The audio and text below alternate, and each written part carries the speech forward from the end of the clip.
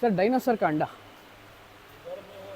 इधर ಸೈಡಿಗೆ ಬಾ ಲ್ಯಾಂಡ್ ಟಾರ್ಟೈಸ್ ಅಂತೆ ನೋಡಿ. ಶೆಲ್ ಎಷ್ಟು ದೊಡ್ಡದಿದೆ ನಿಮ್ಗೆ ಗೊತ್ತಾಗ್ತಿದೆಯೋ ಇಲ್ವೋ? ನನ್ನ ಕೈ ಇಲ್ಲಿದೆ, ಇಷ್ಟೇ ನನ್ನ ಕೈ ಇರೋದು. ಶೆಲ್ ಅಂತ ಇದು ಟಾರ್ಟೈಸ್. ಕ್ರೇಜಿ. ಇನ್ನೊಂದು ದಿವಸ ಬರಲೇಬೇಕಿಲ್ಲಿ. ಹಲೋ ಗೈಸ್, ನೀವು ನೋಡ್ತೀರಾ ಇನ್ಫೀಲ್ಡ್ ಲೈಫ್. ನನ್ನ ಹೆಸರು ಶೇಖ್ ಮೊಯಿನ್. ಸ್ವಲ್ಪ ಬೆವರ್ತಾ ಇದ್ದೀನಿ ಯಾಕಂದರೆ ನಾನು ಕಲ್ಕತ್ತಾಲ್ಲಿದ್ದೀನಿ. ಕಲ್ಕತ್ತಾಲ್ಲಿ ಒಂದು ಫೇಮಸ್ ಮ್ಯೂಸಿಯಂ ಇದೆ, ಇಂಡಿಯನ್ ಮ್ಯೂಸಿಯಂ.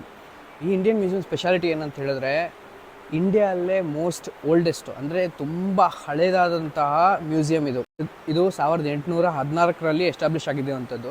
ಇದು ಏಷ್ಯಾಲ್ಲೇ one of the biggest museum ಅಂತಲೇ ಹೇಳ್ಬೋದು.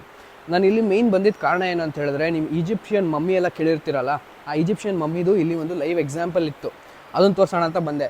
ಬಟ್ ಅಲ್ಲಿ ವಿಡಿಯೋಗ್ರಫಿ ನಾಟ್ ಅಲೌಡ್ ಅಂತ ಹೇಳ್ಬಿಟ್ಟು ಸೆಕ್ಯೂರಿಟಿ ಇಬ್ಬರು ಕೂತಿದ್ರು, ಅದನ್ನು ರೆಕಾರ್ಡ್ ಮಾಡೋಕ್ಕೆ ಆಗಿಲ್ಲ. ಅದ್ರ ಮೇಲೆ ಇನ್ನೂ ಡೀಟೇಲ್ಸ್ ಕೊಡ್ತೀನಿ. ಅದಕ್ಕಿಂತ ಮುಂಚೆ ಇಲ್ಲಿ ಏನೇನು ಪ್ರಾಣಿಗಳು ಇಟ್ಟಿದ್ದಾರೆ ಅಂತ ನೋಡಿ.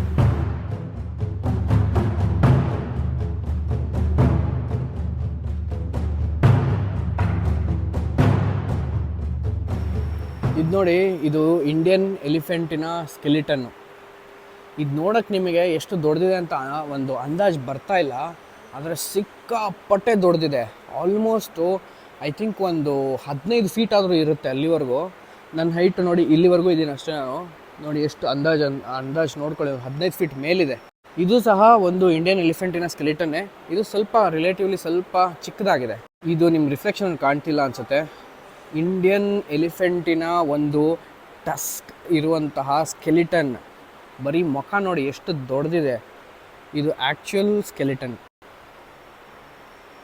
ಇದನ್ನು ನಾನು ಲೈವಲ್ಲಿ ನೀವು ಬಂದು ನೋಡಿದ್ರೇ ಅದ್ರ ಮಜಾ ಏನಿದೆ ಅಂತ ಗೊತ್ತಾಗೋವಂಥದ್ದು. ಒಂದು ಮಜಾ ಹೇಳ್ತೀನಿ ನೋಡಿ. ಒಂದು ಬ್ಲೂ ವೇಲಿನ ಸ್ಕಲ್ ಅಷ್ಟೇ, ಬರೀ ಒಂದು ಬ್ಲೂ ವೇಲಿನ ಸ್ಕಲ್ಲು ಇಷ್ಟು ದೊಡ್ಡದಾಗಿರುತ್ತೆ. ಇದು ಕಲೆಕ್ಟ್ ಮಾಡಿರುವಂಥದ್ದು ನಾರ್ತ್ ಅಟ್ಲಾಂಟಿಕ್ ಸೀಯಿಂದ. ಇಂಡಿಯನ್ ಬ್ರೀಡ್ ಅಲ್ಲ ಇದು. ನಾರ್ವೇಲ್ ಅಂತ ಕೇಳಿರ್ತೀರ, ಅದ್ರ ಜಸ್ಟು ಬಾಲ ಇರುತ್ತಲ್ಲ, ಅದ್ರ ಮೂಳೆ ಅಷ್ಟೇ ಇದು. ಒಂದು ಫಿಶಸ್ ನೋಡಿರ್ತೀವಿ ಯೂಶ್ವಲಿ ಇಷ್ಟು ಅಥವಾ ಇಷ್ಟು ದೊಡ್ಡದು ನೋಡಿರ್ತೀವಿ. ಬಟ್ ಒಂದು ಬಾಲದ ಸ್ಕೆಲಿಟನ್ ಮಾತ್ರ ಇಷ್ಟು ದೊಡ್ಡದು ಯಾವ ಥರ ನೋಡಿದ್ದೀವಿ. ಸುಮಾರು ಕಡೆ ನೀವು ಸ್ಟ್ಯಾಗ್ ಅಂತ ಕೇಳಿರ್ತೀರ, ರಾಯಲ್ ಸ್ಟ್ಯಾಗ್ ಅಲ್ಲ, ಸ್ಟ್ಯಾಗ್ ಅನಿಮಲ್ ಇದೆಯಲ್ಲ ಅದನ್ನು ಕೇಳಿರ್ತೀರ. ಸಿಕ್ಕಾಪಟ್ಟೆ ರಿಫ್ಲೆಕ್ಷನ್ ಇದೆ ಇಲ್ಲಿ, ನನಗೇನು ತೋರ್ಸೋಕ್ಕಾಗ್ತಿಲ್ಲ. ಈ ಕಡೆ ಲೈಟಿಂದು ಸಹ ಆ ಸ್ಟ್ಯಾಗ್ ಇದು ದೊಡ್ಡದಿರೋದು. ಇದು ಕಾಶ್ಮೀರ್ ಸ್ಟ್ಯಾಗು. ಇದ್ರ ಹೈಟು ಏನಿಲ್ಲ ಅಂತ ಹೇಳಿದ್ರು ಅದ್ರ ಕೊಂಬು ಬಿಟ್ಟು 6 ಅಡಿ ಮೇಲಿದೆ. ಕೊಂಬು ಸೇರಿಸಿದ್ರೆ 8 ಅಡಿ ಮೇಲೆ ಬರುತ್ತೆ. ಇಷ್ಟು ದೊಡ್ಡದಿರುತ್ತೆ. ನಾವು ಫಿಲಮಲ್ಲೆಲ್ಲ ನೋಡಿ ತುಂಬ ಚಿಕ್ಕದಿದೆ ಅಂತ ಅನ್ಕೊತೀವಿ, ಬಟ್ ಸಿಕ್ಕಾಪಟ್ಟೆ ದೊಡ್ಡದಿದೆ. ಇದು ನೋಡಿ, ಮೀನು ತಿನ್ನೋರಿಗೆ ಗೊತ್ತಿರುತ್ತೆ, ಮೂಳೆಗಳು ಇಷ್ಟಿಷ್ಟು ಇರುತ್ತೆ. ಇದಿದೆಯಲ್ಲ, ಇದು ಒಂದು ಬ್ಲೂ ವೇಲಿನ ರಿಬ್ಬು ಅಷ್ಟೇ. ಇದು ಒಂದೇ ಒಂದು ರಿಬ್ಬು ಇಷ್ಟು ದೊಡ್ಡದಿರುತ್ತೆ. ಮಿಂಕ್ ವೇಲ್ ಅಂತ ಒಂದು ಬರುತ್ತೆ, ಅದರದ್ದು ಸ್ಕೆಲಿಟನ್ ಇದು. ಅಲ್ಲಿಂದ ಅಲ್ಲಿವರೆಗೂ ಮಿಂಕ್ ವೇಲ್ ಅನ್ನುವಂಥದ್ದು ಅದ್ರ ಸ್ಕೆಲಿಟನ್ ಎಷ್ಟು ದೊಡ್ಡದಿದೆ ಅಬ್ಸರ್ವ್ ಮಾಡಿ. ಅಲ್ಲಿವರೆಗೂ ಇದೆ ಜಸ್ಟ್ ಅದ್ರ ಸ್ಕೆಲಿಟನ್ನು. ಈ ಸೆಕ್ಷನಲ್ಲಿ ಇರುವಂಥದ್ದು ಎಲ್ಲ ಆಲ್ಮೋಸ್ಟ್ ಫಿಶ್ದೇನೆ. ಇದು ಪೈಲಟ್ ವೇಲ್ ಇದೆಯಲ್ಲ ಅದ್ರ ಸ್ಕೆಲಿಟನ್ನು. ಕಂಪ್ಯಾರಿಟಿವ್ಲಿ ಅದ್ರ ನೋಡಿ, ಅದ್ರ ಜಸ್ಟ್ ಜಾ ಅಷ್ಟು ದೊಡ್ಡದಿದೆಯೋ, ಅದ್ರ ಬಾಡಿ ಅದರಲ್ಲಿ ಕ್ವಾಟ್ರು ಸಹ ಇಲ್ಲ, ಇಷ್ಟೇ ಇರೋದು. ಹಿಪ್ಪೋಪೊಟಮಸ್ ಕೇಳಿರ್ತೀರ, ಹಿಪ್ಪೋಪೊಟಮಸ್ಸಿನ ಸ್ಕೆಲಿಟನ್ ಇದು ನೋಡಿ. ಇದ್ರ ಬಾಡಿ ಮಾಸ್ ನೋಡಿದ್ರೆ ಏನು ದಪ್ಪ ಇದೆ ಅಂತ ಅನ್ಸುತ್ತೆ ನಮಗೆ. ಕೆಳಗವರೆಗೂ ಅದಕ್ಕೆ ಬಾಡಿ ಇರುತ್ತೆ, ಬಟ್ ನೀವು ಆ್ಯಕ್ಚುಲಾಗಿ ನೋಡಿದ್ರೆ ಅದು ಸ್ಕೆಲಿಟನ್ ಇರೋದು ಫಿಟ್ಟಾಗಿ ನೋಡಿ, ಎಷ್ಟು ಫಿಟ್ಟಾಗಿ. ಜಸ್ಟಿಫೈ ಮಾಡೋಕ್ಕಾಗ್ತಾ ಇಲ್ಲ, ಸಿಕ್ಕಾಪಟ್ಟೆ ಇಲ್ಲಿ ಈ ಕಡೆಯಿಂದ ರಿಫ್ಲೆಕ್ಷನ್ ಹೊಡಿತಾ ಇದೆ. ಬಟ್ ನೋಡಿ, ಇದು ಹಿಪ್ಪೋಪೊಟಮಸ್ಸಿನ ಸ್ಕೆಲಿಟನ್. ರೈನೋಸರಸ್ ನೋಡಿರ್ತೀರಲ್ಲ, ರೈನೋಸರಸ್ಗೆ ಮುಂದೆ ಈಗ ಒಂದು ಚೂಪ್ ಇರುತ್ತೆ ನೋಡಿ, ಆ ಚೂಪು ಇಲ್ಲೇ ಕಾಣ್ತಾ ಇದೆ, ಕೊಂಬು, ಅದರ ಬಾಡಿ ಇದು. Giraffe skeleton. Giraffe usually zoo ಅಲ್ಲಿ ನೋಡಿರ್ತೀರ. ಆಲ್ಮೋಸ್ಟ್ ಇದು ನನಗೆ ಗೊತ್ತಿರೋಂಗೆ 15-16 ಫೀಟ್ ಅಪ್ ಟು 18 ಫೀಟ್ವರೆಗೂ ಇರುತ್ತೆ ಹೈಟು. ನೋಡಿ ಎಷ್ಟು ಹೈಟ್ ಇದೆ. ನಮ್ಮ ಇಂಡಿಯನ್ ಎಲಿಫೆಂಟಿನ ಒಂದು ಸ್ಕೆಲಿಟನ್ ಅಗೇನ್ ಅಲ್ಲೇನಿಟ್ಟಿದ್ರು ಆ ಥರದ್ದೇ ಸಿಮಿಲರ್. ಈ ಜಾಗ ತುಂಬಾ ದೊಡ್ಡದಿದೆ. ಇದು ಒಂದು ಬ್ರಿಟಿಷರ್ ಕಾಲದ್ದು ಬಿಲ್ಡಿಂಗ್ ಅಂತಲೇ ಹೇಳ್ಬೋದು. ಇದನ್ನ ಎಕ್ಸ್ಪ್ಲೋರ್ ಮಾಡೋಕ್ಕಂದರೆ ಸುಮಾರು ನೀವು ಒಂದು 3-4 ಅವರ್ಸ್ ಆದರೂ ಇಟ್ಕೊಂಬರ್ಬೇಕು. ಸಿಕ್ಕಾಪಟ್ಟೆ ಕ್ಯಾಟಗರೀಸು ಮತ್ತು ಜಾಗಗಳಿದ್ದಾವೆ. ಆ್ಯಂಡ್ ಮೋರ್ ಓವರ್ ಇಲ್ಲಿ ನಡೀತಾ ಇದ್ದರೆ ಬ್ರಿಟಿಷರು ಇಷ್ಟೊಂದು ನಡೀತಿದ್ರಾ ಅಂತ ಅನಿಸ್ಬೇಕು, ಆ ರೇಂಜಿಗೆ ದೊಡ್ಡದಾಗಿದೆ ನೋಡಿ. ಇಷ್ಟು ದೊಡ್ಡದಾಗಿದೆ. ಇಲ್ಲೆಲ್ಲ ನಡ್ಕೊಂಡು ಹೋಗ್ಬೇಕಂದ್ರೆ, ಒಂದು ಜಾಗದಿಂದ ಇನ್ನೊಂದು ಜಾಗಕ್ಕೆ ಹೋಗ್ಬೇಕಂದ್ರೆ ಎಷ್ಟು ದೊಡ್ಡದಾಗಿದೆ. ಟೈಮ್ ಆಯಿತು ಅನಿಸುತ್ತೆ, ಎಲ್ಲರೂ ಕಳಿಸ್ತಾ ಇದ್ದಾರೆ.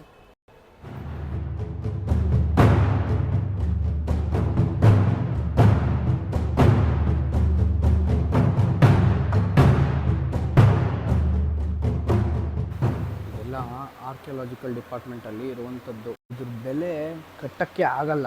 ಅಕಸ್ಮಾತ್ ಹೇಗೋ ಮಾಡಿ ನೀವು ಇದನ್ನು ಫಾರಿನ್ ಮಾರ್ಕೆಟಲ್ಲಿ ಇದ್ರ ಬೆಲೆ ತಿಳ್ಕೊತೀರಾ ಅಂತ ಹೇಳಿದ್ರೆ ಕೋಟಿಗಟ್ಟಲೆ ಇರುತ್ತೆ. 1-2 ಕೋಟಿ ಅಲ್ಲ, ಕೋಟಿಗಟ್ಟಲೆ. ಅದಕ್ಕೆ ನೀವು ನೋಡಿರ್ತೀರ ಬೇಲೂರು, ಹಳೆಬೀಡು ಎಲ್ಲ ಹೋದರೆ ನೀವು ಅಲ್ಲಿ ವಿಗ್ರಹಗಳೆಲ್ಲ ಕಿತ್ಕೊಂಡು ಹೋಗಿದ್ದಾರೆ. ಆ ಕಾಲದಲ್ಲಿ ಜನಕ್ಕೆ ಇದು ಒಂದು ವ್ಯಾಲ್ಯೂ ಇದೆ ಅಂತ ಗೊತ್ತಾಗಿ ಅವಾಗ ಕಳ್ತನ ಮಾಡಿರೋವಂಥದ್ದು. ಇದನ್ನೆಲ್ಲ ಇಷ್ಟು ಕೇರ್ಫುಲ್ಲಾಗಿ ಇಟ್ಟು ಪ್ರಿಸರ್ವ್ ಮಾಡಿದಾರಲ್ಲ, ಇವರಿಗೊಂದು ಹ್ಯಾಟ್ಸ್ ಆಫ್. ಇಲ್ಲಿ ಇರುವಂತಹ ಒಂದೊಂದು ವಿಗ್ರಹಕ್ಕೂ ಒಂದೊಂದು ಸ್ಟೋರಿ ಇರುತ್ತೆ. ಇದಕ್ಕೇನು ಅರ್ಥ ಇಲ್ಲ ಅಂದ್ಕೊಂಡಿರ್ತೀವಿ, ಬಟ್ ಇನ್ನರ್ ಮೀನಿಂಗು ಸಿಕ್ಕಾಪಟ್ಟೆ ಡೆಪ್ತಲ್ಲಿರುತ್ತೆ. ಎಷ್ಟು ಪ್ರಿಸಿಷನ್ನಲ್ಲಿ ಇರುತ್ತೆ ನೋಡಿ ಈ ಎನ್ಗ್ರೇವಿಂಗ್ಸು. ಇದು ಒಂದು ಮಾಡೋಕ್ಕಿಂತ ಮುಂಚೆ ಈ ಸ್ಟೋನು ತುಂಬ ಸಾಫ್ಟಾಗಿರುತ್ತೆ. ಈ ಕೆತ್ತನೆ ಮಾಡಿದ ಮೇಲೆ ಇವೆಲ್ಲ ಗಟ್ಟಿಯಾಗೋದು ಅಂತ ಒಂದು ಬಿಲೀಫ್ ಇದೆ. ಐ ಥಿಂಕ್ ಇದು lime stone, but I am not pretty sure. ನೋಡಿ ಇಲ್ಲಿ ಒಂದು ತೂತಿದೆ ಅಂತ ಹೇಳಿದ್ರೆ, ಬೇಳೂರು ಹಳೆಬೀಡಲ್ಲೂ ನೀವು ನೋಡಿರ್ತೀರ, ಇದು ಒಂದು ತೂತು ಕಂಪ್ಲೀಟು ಆ ಕಡೆಯಿಂದ ಏನಿದೆ ಅದನ್ನು ಕಾಣುತ್ತೆ. ಈ ಕಡೆ ನೋಡಿ ಎಷ್ಟು ಡೀಟೇಲ್ಡಾಗಿ ಮಾಡಿದ್ದಾರೆ ಫ್ಲವರ್ಸ್ ಎಲ್ಲ. Look at this.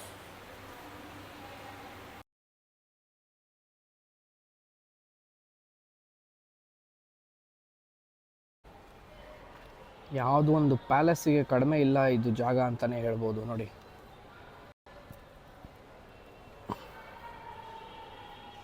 ನೋಡಿ ಆ ಮಮ್ಮಿ ಇಟ್ಟಿರೋದು ಇಲ್ಲೇ, ಸೆಕ್ಯೂರಿಟಿ ಎಲ್ಲ ಇರ್ತಾರೆ. ನೋಡಿ ಹೆಂಗೆ ನೋಡ್ತಾ ಇದ್ದಾರೆ. ಅಲ್ಲಿ ಮಮ್ಮಿನ ಒಂದು ಸ್ಟೋರ್ ಮಾಡಿದ್ದಾರೆ. ಆ ವೈಬ್ಸು ಸ್ಕೇರಿಯಾಗಿದೆ.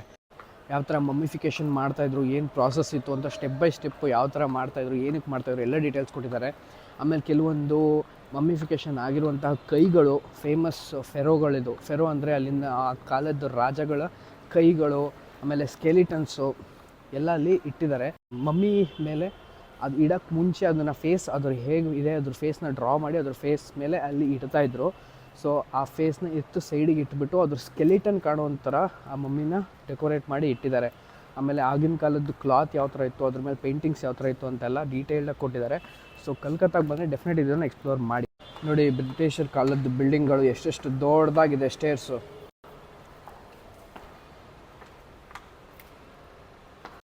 ಸಿಕ್ಕಾಪಟ್ಟೆ ಶೆಕೆ ಇದೆ ಇಲ್ಲಿ. ಏನಂತ ಇಲ್ಲಿ ಬಂದು ಬ್ರಿಟಿಷರ್ ಇರ್ತಾಯಿದ್ರು ನನಗಂತೂ ಐಡಿಯಾ ಇಲ್ಲ. ಒಂದು ಲಾಸ್ಟ್ ಐಟಮ್ ಹುಡುಕ್ತಾ ಇದ್ದೀನಿ ನಾನು. ವಿಸಿಲ್ ಹೊಡಿತಾರೆ, ಆಚೆ ಹೋಗಬೇಕು. ಅದಕ್ಕಿಂತ ಮುಂಚೆ ಡೈನೋಸಾರ್ದು ಎಗ್ ಇದೆ ಇಲ್ಲಿ ಅಂತ ಕೇಳ್ಪಟ್ಟಿದ್ದೀನಿ. ಅದನ್ನ ನೋಡಬೇಕಿತ್ತು. ಆಸ್ಟ್ರಿಚ್ದೇ ಸಖತ್ ದೊಡ್ಡದಿರುತ್ತೆ. ಡೈನೋಸಾರ್ ಎಗ್ ಎಲ್ಲಿದೆ, ಹೇಗಿದೆ ಅಂತ ನೋಡಬೇಕಿತ್ತು. ಫಾಸಿಲ್ಸ್ ಡಿಪಾರ್ಟ್ಮೆಂಟಲ್ಲೇ ಇದೆ ಅಂತ ಹೇಳಿದ್ರು, ನನಗೆ ಸಿಕ್ಕಿಲ್ಲ. ಮತ್ತೆ ನೋಡೋಕೆ ಬಂದಿದ್ದೀನಿ. ಎಗ್ ಅಂಡ